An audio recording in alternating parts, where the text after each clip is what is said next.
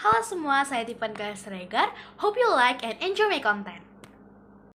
Korupsi di masa penjajahan. Seiring meluasnya wilayah kekuasaan VOC di Nusantara ini, praktik korupsi nih semakin merajalela.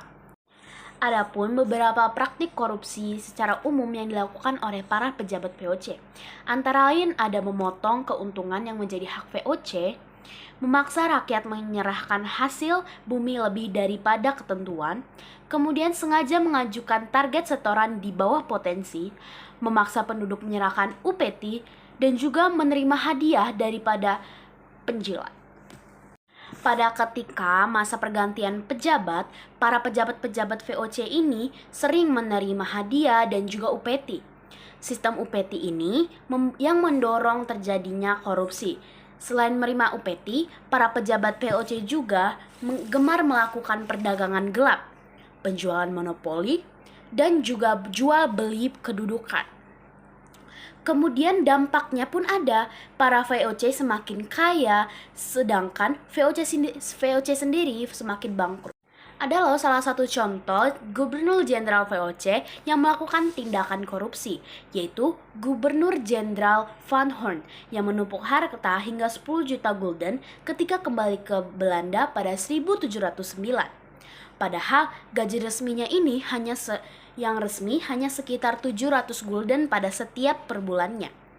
Selain itu, ada juga loh gubernur VOC yang berada di Maluku yang berhasil mengumpulkan kekayaan sekitar 20.000 hingga 30.000 gulden dalam waktu 4-5 tahun dengan gaji yang resminya hanya sebesar 150 gulden setiap bulan. Berapa banyak tuh korupsi yang dia tumpuk.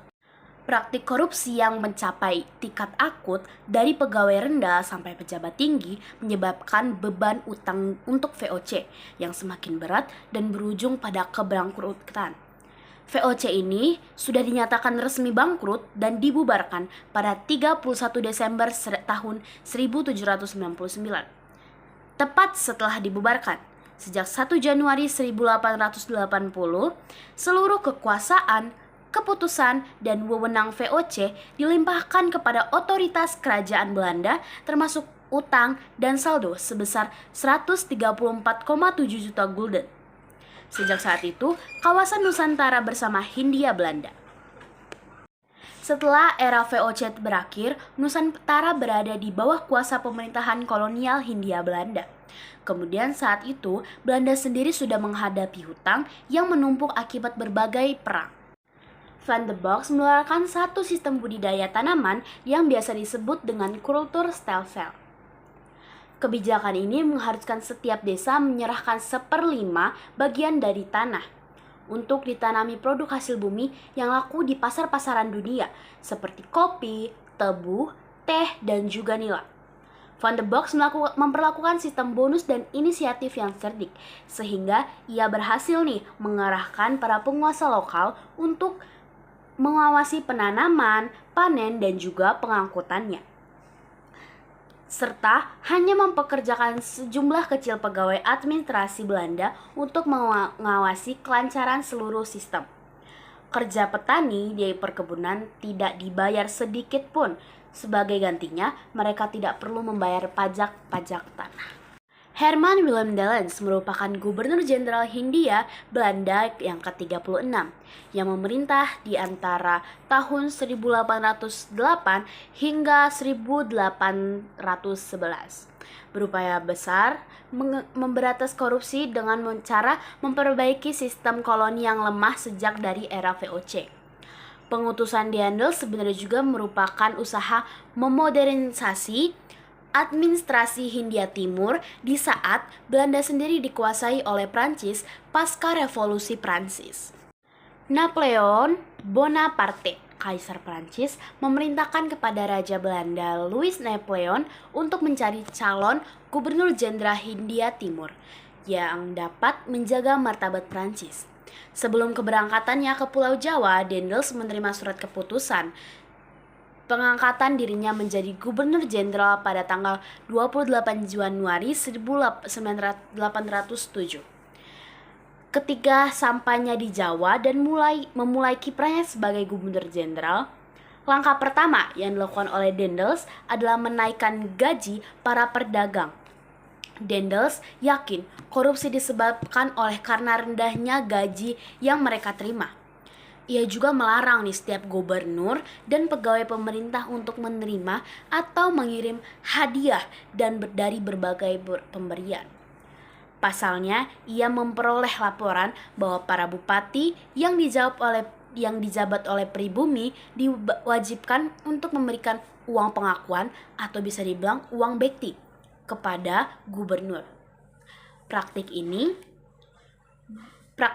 di mata Daendels sama saja dengan gratifikasi yang dapat mengganggu kepentingan negara.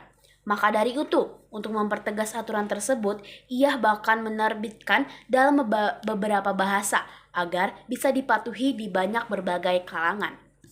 Selain melakukan kenaikan gaji tersebut, Daendels juga memberikan peraturan yang ketat mengenai ketepatan berat dan harga perdagangan. Hal ini dilakukan karena Daendels menemukan manipulasi berat komoditas dari hasil bumi.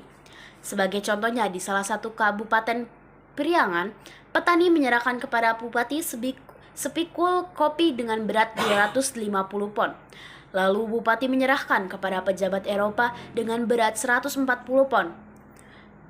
Tidak hanya peraturan, Daendels juga melakukan pengawasan dan penginstruksian kehati-hatian dalam penyerahan barang agar tidak dapat terjadinya penyusutan. Semua kebijakan dan peraturan yang dibuat oleh Daendels memiliki sanksi tentunya yang sangat berat agar membuat para pelakunya dapat jera. Pada masa Daendels berkuasa, jika suatu praktik korupsi terbongkar, pelakunya akan dihukum dengan denda, kehilangan jabatan, atau bahkan bisa mencapai hukuman mati. Mereka yang terbukti melakukan kecurangan senilai lebih dari 3.000 ringgit atau setara dengan 1 bulan gaji Ketua Dewan Hindia akan disidangkan dan dijatuhi hukuman mati dengan cara ditembak. Daendels memang mengembangkan kebijakan dan peraturan untuk mencegah dari praktik korupsi ini. Namun sayangnya ia pun tidak luput dari bentuk paling sederhana dari praktik nista ini. Gubernur Jenderal Daendels meskipun mengembangkan taktik pencegahan tindak korupsi ini, tapi justru ialah yang secara terang-terangan menyalahgunakan kejabatannya ini. Dalam bukunya, Flekke menulis bahwa Daendels telah merampas berbagai aset pemerintahan kolonial seperti rumah beristirahat di Buitenzorg, kini di Bogor, yang ia jual pada gubernur jenderal setelahnya, Jan Willem Jannes, dengan keuntungan sebesar 900.000 guldens. Nah, dalam sejarah-sejarah yang tadi, kita bisa menyimpulkan bahwa sinergi positif dari seluruh elemen masyarakat sangat dibutuhkan dalam usaha menumpas korupsi hingga ke akar-akarnya. Hal ini dimulai dari sejak dini melalui pendidikan anti korupsi dalam lingkungan keluarga, lingkungan masyarakat, sekolah, serta dengan media massal dan juga sosial. Cukup sedikit dan singkat penjelasan saya tentang korupsi pada masa penjajahan. Mohon maaf jika ada salah kata. See you next time.